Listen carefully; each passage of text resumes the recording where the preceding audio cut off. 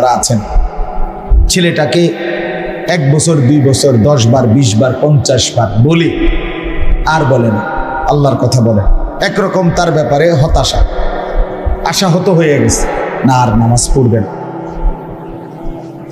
আর হেতে আর ভালো হইত ওই আর ভালো হইত না, শেষ। বাপে এটা সিদ্ধান্ত নিয়ে রেজুলেশন করে লেছে শুধু, তারা দনজনে ফুলার মা বাপ বইয়া বুঝ করে লেছে যে এতে আর মানুষ এই শেষ, আর বলেও না মাতেও না। ছেলেটাকে ছেড়ে দিছে তার মোবাইলের হাতে, এবার সেই মোবাইল নিয়ে যা মন চায় তাই করছে, খারাইয়া মতে, কখনো বইয়া মতে, কাইটিয়া মতে। আল্লাহ নাই, খোদা নাই, নামাজ নাই, রোজা নাই, ফজর নাই, সেজদা নাই, কিচ্ছু না। চোখের সামনে একটা ফুটফুটে সন্তান, তরতাজা মুসলমানের ছেলে, মাথার চুল থেকে নিয়ে পায়ের নখ পর্যন্ত বরবাদ করে দিতেছে, চেহারায় সুরতে কিচ্ছু নাই ইসলাম ইমানের। মা বাবা তাকায় তাকায় দৃশ্য দেখতেছে, অভিভাবক দৃশ্য দেখতেছে, মনে হয় যেন একটা পাহাড় ভাঙ্গা ভাঙ্গা পড়তেছে, আর এরা তামসা দেখে, তামাশা। এই জন্য বললাম বিষয়টা আসলে এটা উচিত না।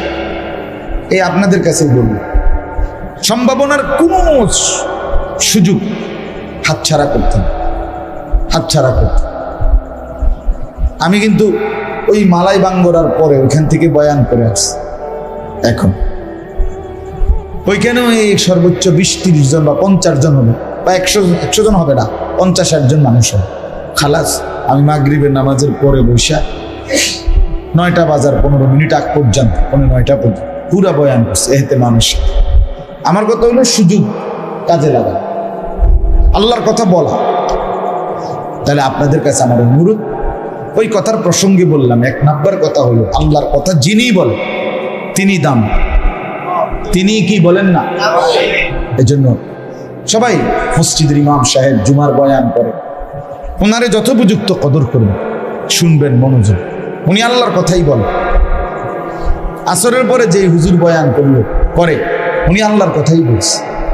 জোহরের পরে যিনি বলছিল, আজকে বলতেছি না, মানে মাহফিলগুলোতে আসরের পরে আমরা এই গ্রামের হুজুর টুকটাক কিছু করবি, এই এমনি আমার অনেক সময় আমি বলি না টুকটাক ওয়াজ কি তা, আসরের পরে গ্রামের হুজুর বললে এটা টুকটাক হয়ে যায়, আর এই ক্যান্টনমেন্টে হুজুর আইলে এটা একেবারে প্রধান বক্তা হয়ে যায়। এই মাত্র 20 মিনিটের ব্যবধানে এত বড় ডিফারেন্স হয়ে গেল কেন? কথা বলে ইনসাফ না, এটা সত্য কথা। এটা বাস্তবতা হলো আল্লাহর কথা, আপনার মহল্লার হোক, মসজিদের ইমাম হোক, দূরের হোক, যিনি বলেন তিনি দামি, তার কথাই কি কদর করা যায়, কদর করা যায়। আর আপনাদের কাছে অনুরোধ হইল, নিজের স্ত্রী সন্তান ছেলে মেয়ে তাদের ঈমান আমল, নামাজ রোজা বন্দিগি, আখিরাত পরকালের ফিকিরের ব্যাপার আপনার শেষ নিঃশ্বাস পর্যন্ত নিরাশ হওয়া, হতাশ হওয়া, ছেড়ে দেওয়া অনুমতি নেই।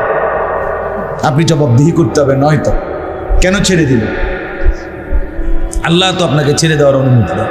950 বছর পরে নূহ আলাইহিস সালাম ছেড়ে দিলেন কেন? কোরআন স্পষ্ট আছে, আল্লাহ পাক বলছেন এই জন্য ছেড়ে দিছে, নয়তো ছাড়তেন না। ওয়া ইলা নূহিন আন্নাহু লান ইউমিনা মিন কওমিকা ইল্লা মান কাদ আমানা, এটা কোরআনের আয়াত। আল্লাহ পাক বলেন, আমি নূহের কাছে 950 বছর পরে ওহী পাঠাইলাম যে তোমার কওমের যে কয়েকজন ঈমান এনেছে আর কেউই ঈমান আনবে না, ফালা তাবতাইস, অতএব তুমি আর নিরাশ হইও না, হতাশ হইও না, ছেড়ে দাও, বাদ দাও, বাকিদেরকে আমি ধ্বংস করব, আমি ধ্বংস করব। কোরআনে আছে, ওয়ালাকাদ আরসালনা নূহান ইলা কওমি, আমি নূহকে তার জাতির জন্য রাসূল বানিয়ে পাঠিয়েছি। আল্লাহ বলতেছে, ফালাবিসা ফীহিম আলফা সানাতিন ইল্লা 50 আমান, অতঃপর নূহ তার জাতির মাঝে অবস্থান করলো 1000 বছর, 50 কম, ইল্লা 50 আমান, 50 কম 1000 বছর, মানে 950 বছর, মানে কত? 950 বছর। এরপরে আল্লাহ বলতেছে ফাআখাযাহুমুত তুফানু ওয়া হুম যালিমুন, অতঃপর আমার তুফান তাদেরকে পাকড়াও করলো এই অবস্থায় যে তারা জালেম পাপী রয়ে গেল। এই জন্য তাইলে নূহ আলাইহিস সালামকে থামাইছেন কে? আল্লাহ থামাইছে, নয়তো উনি থামতেন না। তো আপনারাও যদি আল্লাহ থামায় মৃত্যু দিয়ে, তো ওই থামবে না। কথা বুঝছেন না? ওয়াবুদ রাব্বাকা হাত্তা ইয়াতিয়াকাল ইয়াকিন, আল্লাহ বলছে আল্লাহর ইবাদত করতে থাকো মৃত্যু আসা পর্যন্ত। কি আসা পর্যন্ত? তাহলে মানুষকে আল্লাহর দিকে ডাকা, স্ত্রী সন্তানকে আল্লাহর দিকে ডাকা, ওদের ঈমান আমলের জন্য ফিকির করা, এটা কি ইবাদত না? দাওয়াত একটা ইবাদত কিনা? তাবলীগ একটা ইবাদত কিনা? অন্যকে আল্লাহর কথা বলা এটা একটা ইবাদত কিনা? বলেন না, সওয়াবের বিষয় কিনা? এটা ছেড়ে দেওয়ার অনুমতি আসলো কিভাবে? নামাজ রোজা যেমন ছেড়ে দেওয়ার অনুমতি নাই, তো আল্লাহর দিকে ডাকা, সন্তানকে ফেরাইবার চেষ্টা করা, স্ত্রীকে পর্দানসীন বানাইবার চেষ্টা করা, মেয়েটাকে দিনদার বানাইবার জন্য চেষ্টা করা, বলে যাওয়া, এটা বেউকুফি কথা না? কথা বলেন না কেন? আমরা ছোটবেলায় একটা বইতে পড়ছিলাম, সুন্দর একটা গল্প বলি, হাম ভি পাঠান ও ভি পাঠান, একটা গল্প উর্দুতে পড়ছিলাম। এক পাঠান, পাঠান মানে লম্বা, হিন্দুস্তান পাকিস্তানের মানুষ, লম্বা মানুষ পাঠান। তো বেটা পাঠান মানুষ বেশি লম্বার কারণে একটু সহজ সরল হয়, বুদ্ধিশুদ্ধি কম হয়। তো এক পাঠানের বাড়িতে চোর ঢুকছে, সেই চোর ধরছে।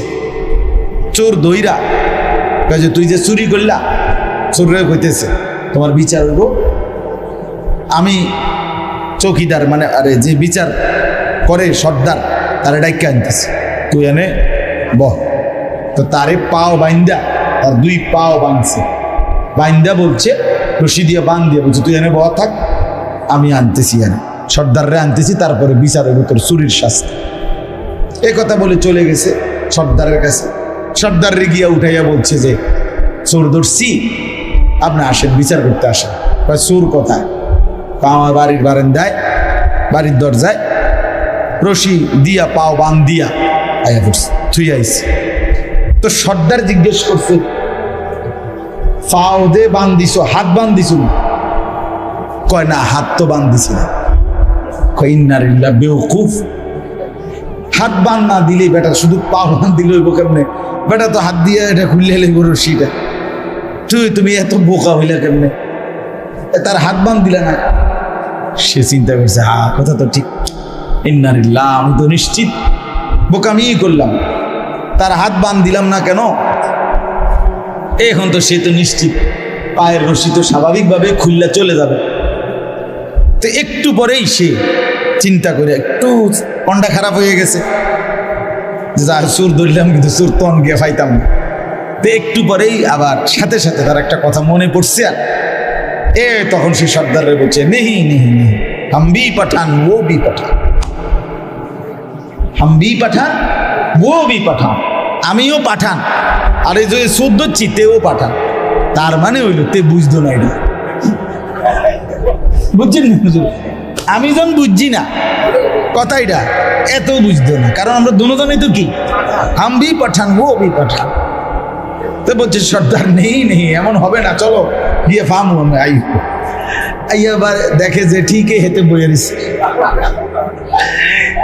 তো সর্দার জিজ্ঞাসা করছে তুমি চুরি করছো? হ্যাঁ চুরি করছি। তো কি হিসের পরে উনি আমার পাও বাইন্দা বয়ে তুইছে, কইছে সর্দাররে আনতেছে বিচারের জন্য। কইতে তোমার হাত তো বাঁধে নাই, হ্যাঁ তুমি যে বসে রয়েছো, কইতো আমার না পাও বাঁধ দিয়ে তুই গেছে, আমি বাইরে মুখের নেই। মানে তার হাত দিয়ে যে তার পাও রশি খোলা যায়, ফের এই দেমাগটাই কি নাই। তো এইটারে বলছে আর কি, আমরা উর্দুতে গল্প এটা পড়ছি যে দুইজনেই বোকা, হাম ভি পাঠান ও ভি পাঠান।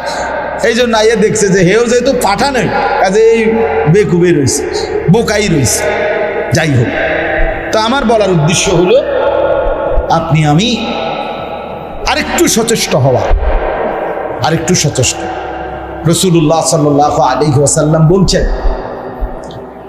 নবীজি বলছেন কুল্লুকুম রাইন ওয়া কুল্লুকুম মাসউলুন আন রাইয়াতিহি, প্রত্যেকেই তোমরা অভিভাবক, জিম্মাদার।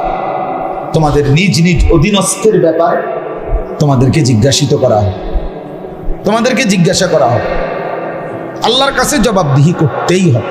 প্রত্যেকে, আমাকেও আপনাকে, দেশের প্রেসিডেন্টকেও, প্রধানমন্ত্রীকেও, এলাকার মেম্বারকেও, চেয়ারম্যানকেও, পরিবারের কর্তাকেও, প্রত্যেকেই প্রত্যেকের অধীনে যতজন আমার প্রজা, আমার অধীনস্থ যারা, যার অধীনে যে কয়জন, তাদের ব্যাপারে তাকে জিজ্ঞাসিত হবে, জবাবদিহি করতে হবে। কি জবাবদিহি? ঈমান আমলের জবাবদিহি, ইবাদত বন্দিগি, আখিরাত পরকাল, আল্লাহর গোলামি, এই বিষয়ে জবাবদিহি। ফাররাজুলু রাইন আলা আহলি বাইতিহি, নবীজি সাল্লাল্লাহু আলাইহি ওয়াসাল্লাম বলেন, পুরুষ তার পরিবারের সদস্যদের ব্যাপারে পাহারাদার, অভিভাবক, জিম্মাদার, রাখাল। অহুয়া মাসউলুন আনহুম, ওই পুরুষ তার পরিবারের সদস্যদের ব্যাপারে জিজ্ঞাসিত। আপনার অধীনে যে কয়জন ছিল, আমার অধীনে আমার স্ত্রী, আমার 4টা ছেলে মেয়ে, এই হলো 5 জন। আমার অধীনে আমার গাড়ির ড্রাইভার, সে আমার অধীনে চাকরি করে, আমার একজন গাড়ির ড্রাইভার আছে। এই আমার অধীনে আমার কাজের বুয়া, সে আমার অধীনে চাকরি করে। আমার মাদ্রাসার 30 জন স্টাফ আমার মাদ্রাসায় চাকরি করে, এরা খেদমত করে। আমার পরে যে কয়জন, আমি সহ 30 জন, তাহলে আর 29 জন, এরা আমার অধীন আপাতত, মোটামুটি। এই আমি আমারটা হিসাব করলাম, তাহলে আমার পরিবারের 5 জন, আমার গাড়ির ড্রাইভার 1 জন, আমার কাজের বুয়া আছে 1 জন, আর মাদ্রাসার স্টাফ আছে 30 জন। তাইলে এদের আর একটু হিসাব বললে, ছাত্রদের, মাদ্রাসার অধীনে যে ছাত্ররা আছে, এদেরও আমি মুহতামিম, আমি জিম্মাদার। তো এদের নামাজ, এদের ঈমান, এদের আমল, এদের আখিরাত, এদের পর্দা, এদের হায়া, এদের লজ্জা, এদের শরম, এদের আখলাক, এদের জিন্দিগি, এদের ইবাদত, এদের ব্যাপারে খোদার কসম আমি জিম্মি। আমাকে এদের ব্যাপারে জিজ্ঞাসিত হব, আমাকে জবাবদিহি করতে। তাইলে ঈমান আমলের প্রশ্নের উত্তর দিতেই হবে। কেন সোফা বার্নিশ করে দিয়া তুমি মোল্লা না, কেউ বলবে না। কেন তুমি বিল্ডিং এর কাজ শেষ করে গেলা না, এটা কেউ বলবে না। কোন ফেরেশতা কোন হাসরের ময়দানে, কবর, হাসর, মিজান, ফুলসেরা, কোথাও জিজ্ঞেস করবে কেন মেয়েটাকে বিয়ে দিয়ে গেলে না, না কেন ছেলেটা বিদেশ পাঠাইলা না, কেন ছেলেটার একটা আয় রোজগারের ব্যবস্থা করে গেলা না, না, বিশ্বাস কর, এটা মোটেই জিজ্ঞাসার বিষয় না। লা নাসআলুকা রিজকা, কোরআনে আল্লাহ বলছে, বান্দা শোনো, আমি রিজিকের ব্যাপারে কোনো প্রশ্ন করব না। লা নাসআলুকা রিজকা, রিজিকের ব্যাপারে আমি তোমার কাছে জিজ্ঞাসা করব না। তোমার ছেলে ভাত খেলো না কেন, এটা আমি আল্লাহ বলবো না। তোমার ছেলে নামাজ পড়লো না কেন, আমি তো জিজ্ঞেস করব।